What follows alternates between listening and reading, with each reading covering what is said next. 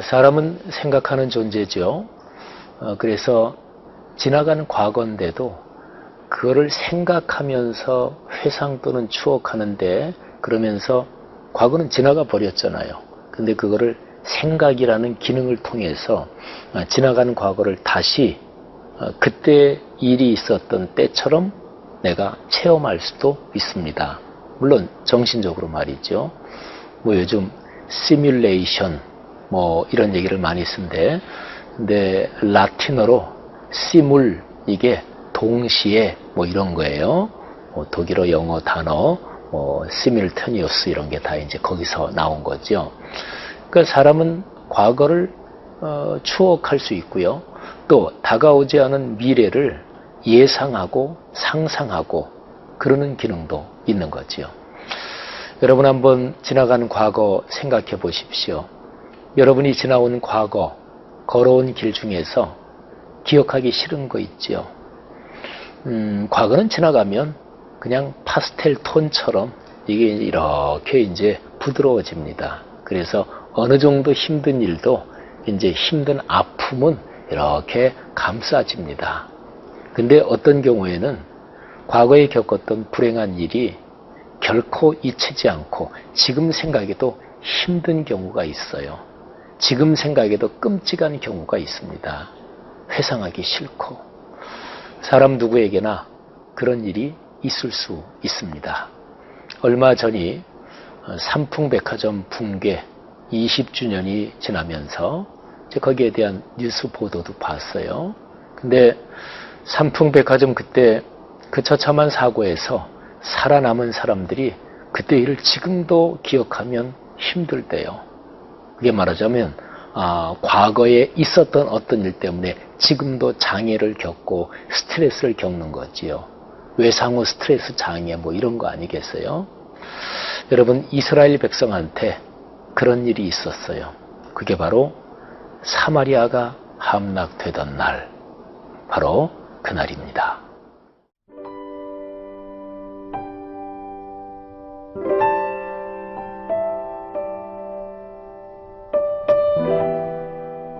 열왕기하 17장 1절에서 12절 말씀입니다. 유다의 왕 아하스 제12년에 엘라의 아들 호세아가 사마리아에서 이스라엘 왕이 되어 9년간 다스리며 여호와께서 보시기에 악을 행하였으나 다만 그 전 이스라엘 여러 왕들과 같이 하지는 아니하였더라. 아수르의 왕 살마네셀이 올라오니 호세아가 그에게 종이 되어 조공을 드리더니 그가 애굽의 왕 소에게 사자들을 보내고 해마다 하던 대로 아수르 왕에게 조공을 드리지 아니하매 아수르 왕이 호세아가 배반함을 보고 그를 옥에 감금하여 두고 아수르 왕이 올라와 그 온 땅에 두루 다니고 사마리아로 올라와 그곳을 3년간 애워쌌더라. 호세아 제9년에 아수르 왕이 사마리아를 점령하고 이스라엘 사람을 사로잡아 아수르로 끌어다가 고산 강가에 있는 할라와 하볼과 메대 사람의 여러 고을에 두었더라. 이 일은 이스라엘 자손이 자기를 애굽 땅에서 인도하여 내사 애굽의 왕 바로의 손에서 벗어나게 하신 그 하나님 여호와께 죄를 범하고 또 다른 신들을 경외하며 여호와께서 이스라엘 자손 앞에서 쫓아내신 이방 사람의 규례와 이스라엘 여러 왕이 세운 율례를 행하였음이라.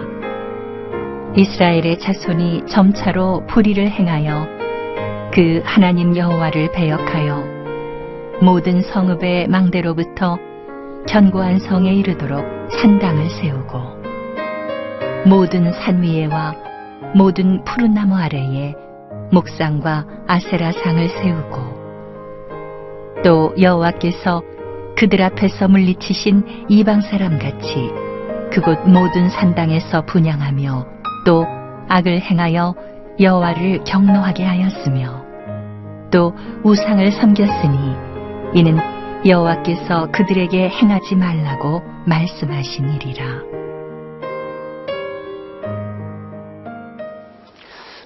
열왕기하 17장 1절부터 이렇게 보면 남북으로 갈라진 두 왕국 중에서 북왕국 이스라엘의 마지막 장면이 기록이 되어 있습니다. 왕국의 마지막 장면 그러니까 왕국이 끝장나는 거지요. 비참한 거지요. 17장 1절 2절 말씀을 제가 봉독하겠습니다. 유다의 왕 아하스 제12년에 엘라의 아들 호세아가 사마리아에서 이스라엘 왕이 되어 9년간 다스리며, 자, 이게 1절이고요. 그 다음에 2절이 아주 중요합니다. 여호와께서 보시기에 악을 행하였으나 다만 그 전 이스라엘 여러 왕들과 같이 하지는 아니하였더라. 아멘. 호세아, 이 사람이 북왕국 이스라엘의 마지막 왕입니다. 근데 이제 북왕국은 보면은요, 계속해서 반란, 그리고 역성혁명, 우리식으로 표현하면 그게 계속 일어납니다. 이 호세아도 반란을 통해서 왕이 된 사람이에요. 근데 이 호세아가 9년을 다스렸어요. 그리고서 이제 북왕국 이스라엘이 끝장이 나는데 이 왕에 대한 평가는 뭐냐? 여호와 보시기에 악을 행하였다. 다만 그 전에 이스라엘의 왕들처럼 그만큼은 아니었지만 어쨌든 끝날 때까지도 북왕국 이스라엘은 계속해서 여호와 보시기에 악한 통치자들로 거의 다 이어집니다. 그런데 그때 당시에 국제 정세가 이게 참 힘들고 복잡했어요. 북쪽에서 아수르, 일반 역사책에는 아시리아 이렇게 얘기를 하는 그 나라가 점점 강대해지면서, 그래서 북왕국 이스라엘이 아수르 쪽에 조공을 바치고 거기에 머리를 숙였습니다. 근데 이런저런 국제 정치적인 역학 가운데서 이 호세아가 아수르 그쪽하고 끊고 남쪽에 있는 애굽하고 손을 잡아요. 그래가지고 아수르가 침공이 오는 거예요.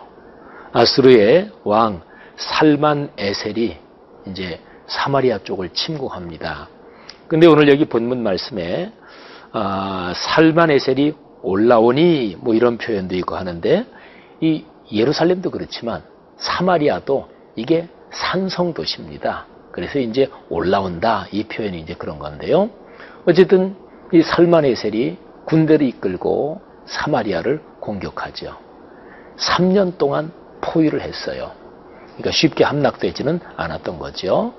근데 3년 동안 포위를 당했는데 그게 얼마나 비참하고 처참하고 무서운 것이었을지 한번 좀 상상해 보면 좋을 것입니다. 그래서 드디어 함락이 됩니다.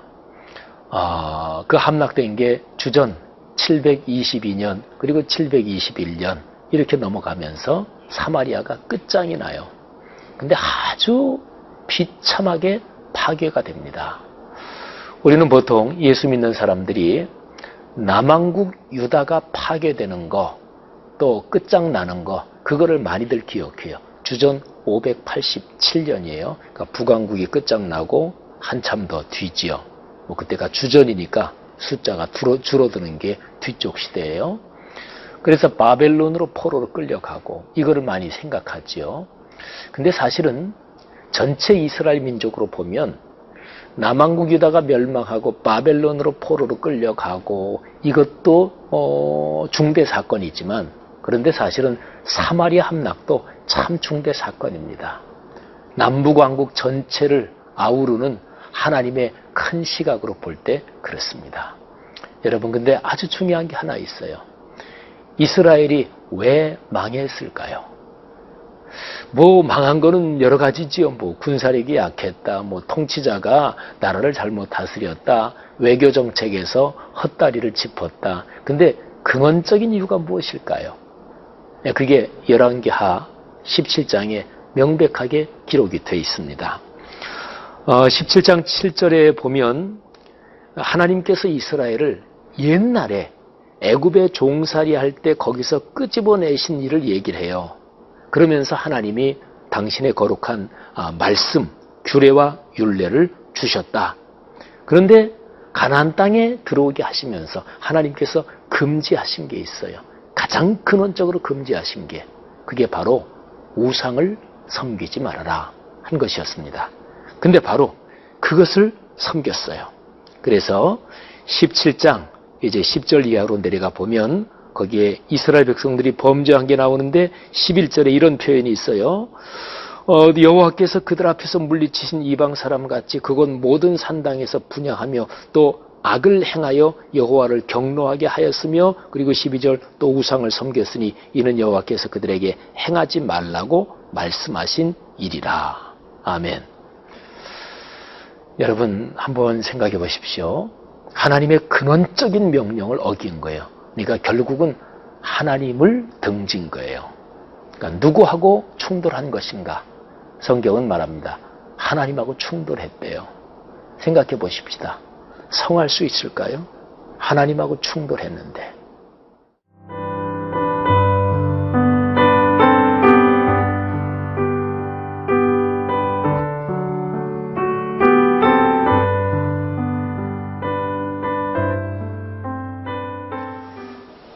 올해 5월 달에 이스라엘에 저희 교회 성도들하고 같이 성지순례를 갔습니다. 사마리아 성을 올라갔어요. 이스라엘 그쪽에 몇 번을 가봤는데 사마리아 성은 제가 올해 처음 올라가 봤습니다. 그쪽이 사실은 이 팔레스타인 사람들이 관리하고 있는 구역이라서 뭐 이런저런 상황이 어려울 때는 거기에 들어가는 것도 뭐 쉽지 않고, 근데 뭐 상황이 되겠다 싶어서 거기에 갔습니다. 그래서 글로 검문을 팔레스타인 사람들이 관리하고 있는 지역, 또 유엔 평화유지군도 있더라고요. 그쪽을 통과해서 사마리아 성에 올라갔습니다.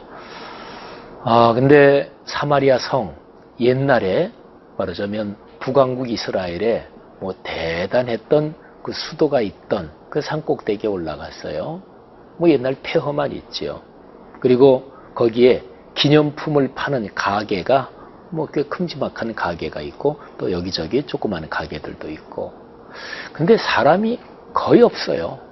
그냥 우리 팀 외에는 없었습니다. 그리고 거기에 폐허 옆에 어떤 사람이 낙타 한 마리, 그것도 이제 관광객 태워주고 뭐 돈 받고 하는 그분의 생업이겠지요. 그 한 마리 그냥 이렇게 서 있는 거 외에는 없어요. 저희를 안내한 그 가이드 되시는 분이 그 가게 하나 거기에 뭐 사람도 알기도 하나 봐요. 그래서 저도 이제 들어가서 부러 뭐를 좀 사고 그랬어요. 가게 주인이 참 고마워하더라고요. 근데 거기서 나와서 뭐 저희 교회 성도들 가게 안에 좀 더 둘러보고 있는데 저는 조금 먼저 이렇게 나왔어요. 근데 가게 옆에 다른 무슨 건물 같은 게 있는데 거기에 문이 이렇게 철문이 있는데 그냥 안 쓰는 닫힌 문. 근데 녹이 슬고 그랬어요. 거기에 보통 이런저런 뿌리는 스프레이 페인트로 이런저런 낙서도 돼 있더라고요. 그리고 거기에 하트 표시도 돼 있더라고요. 하트는 사랑의 표시 아닙니까? 근데 거기는 사랑이 깨져서 처참한 몰골로 참으로 황량하고 쓸쓸한 곳이었습니다. 제가 그 문을 사진을 찍어 왔어요. 그리고 슬픈 사마리아 이런 제목으로 짤막한 시처럼 글도 한 번 썼습니다. 참 슬펐어요. 사마리아가 그렇게 슬플 수 없더라고요. 여러분, 사람이 살면서 하나님하고 충돌하면 그러면 슬플 수밖에 없습니다. 하나님하고 충돌하고 어떻게 기쁠 수가 있겠어요? 북왕국 이스라엘이 멸망당한 것은 외적인 현상으로 볼 때는 아수르하고 충돌했기 때문에 망했습니다. 그런데 근원적으로 보면 하나님하고 충돌한 거예요. 그래서 슬픈 사마리아가 됐던 거죠. 하나만 꼭 덧붙일 게 있네요. 우리 보통 예수 믿는 사람들은 쉽게 흑백 논리에 빠질 때가 많습니다. 대개 성경을 읽는 그리스도인들은 왕조시대 하면은 성경에 기록된 것 자체를 보면 북왕국은 계속해서 하나님 말씀에서 엇나가고 우상을 섬기고 영적인 법통은 남왕국 쪽으로 흘러요. 그래서 북왕국 또 사마리아 이쪽은 그냥 쉽게 흑백 논리로 나쁜 사람들, 하나님 앞에 죄악을 범한 도시 이렇게 하고, 남쪽 유대 예루살렘에 대해서는 훨씬 더 좋은 감정을 가지지요. 그래서 이런 흑백 논리 속에서 사마리아 그쪽은 완전히 배제해버립니다. 의식 속에서. 근자의 한국 사회에서 동성애 이게 한참 이슈가 되잖아요. 여기서도 무조건 흑백 논리로 동성애 나쁜 거, 그거는 하나님이 금하신 거니까 죄지요. 근데 싸잡아서 거기하고 연관된 모든 거 다 배제, 이게 아니라 동성애라는, 말하자면 그런 심각한 병에 걸린 사람은 끌어안아야 되잖아요. 그죠? 그러니까 이 유다, 사마리아 이거를 생각할 때도 우리는 그런 생각을 좀 해봐야 됩니다. 저는 그 사마리아에 올라가서 사마리아가 참 안 됐더라고요. 그들을 끌어안고 기도해야 되겠다는 생각을 강하게 느꼈습니다. 사랑하신 여러분, 슬픈 사마리아가 하나님과 다시 손붙잡고 기쁘고 그리고 축제가 열리는 사마리아가 되도록, 그게 바로 그리스도인이 해야 될 일 아니겠어요? 흑백 논리로 세상을 나누는 게 아니라 모든 사람을 끌어안고 포용하는 게 그리스도인의 삶의 길인 줄 압니다. 우리가 걸어가는 삶이 그럴 수 있기를 바랍니다. 기도하십시다. 하나님 아버지, 슬픈 사마리아, 하나님하고 충돌해서 그렇게 됐습니다. 우리도 걸어가면서 하나님에게서 엇나갈 때가 많은 것을 고백합니다. 주여, 슬픈 사마리아처럼 그런 길로 가지 않도록 저희를 격려해 주시고 또 경계해 주시기를 간절히 기도합니다. 그리스도인이 하나님과 엇나가는 모든 사람에 대해서 사랑을 품고 주의 뜻을 전하며 살게 하옵소서. 예수님 이름으로 기도합니다. 아멘.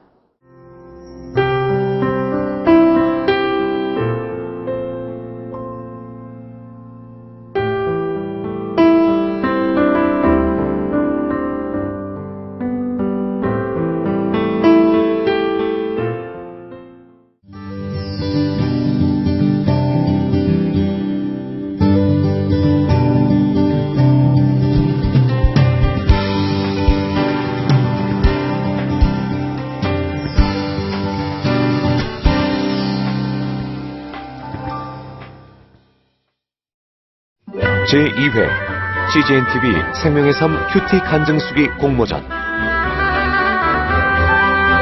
치유와 회복, 기쁨과 감동, 큐티를 통해 경험한 하나님과 나의 이야기를 자유롭게 작성하여 보내주세요. 분량은 A4지 한두 장으로 주제에 맞는 큐티 간증과 더불어 이름, 전화번호, 주소, 출석교회, 큐티 날짜와 본문, 공모전을 알게 된 계기 등도 함께 보내주세요. CGNTV 홈페이지에 있는 큐티 간증수기 공모전 페이지에서 작성하거나 공모전 접수 양식을 다운받아 작성하여 이메일로 보내실 수 있으며, 수기로 작성한 경우 우편 접수도 가능합니다. 이번 공모전은 7월 1일부터 8월 31일까지 진행되며 당선작은 9월 16일 홈페이지 및 개별로 통보될 예정입니다.